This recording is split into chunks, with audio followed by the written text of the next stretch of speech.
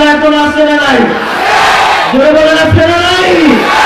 সে আল্লাহর পক্ষে তাকবীর দিতে আমরা রাজি আছি তো? দুটো হাত উঁচা করেন, নারা দেন।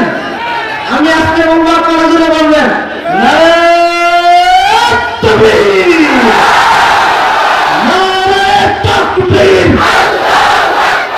আল কোরআনের আলো, আল হাদিসের আলো, ওয়াজমাহফিল যেখানে, গানজামাত যেখানে, দিনের কথা, দিনের কথা।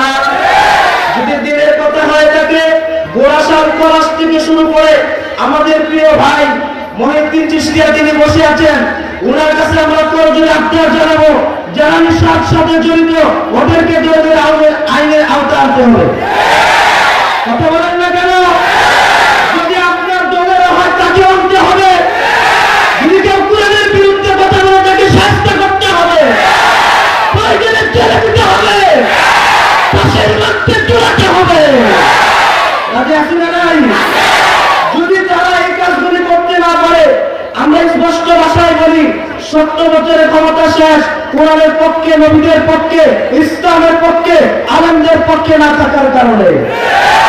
আপনারা যদি এমন করেন ক্ষমতা শেষ করে দিতে পারেন, তিনি কে? জোরে বলুন কে?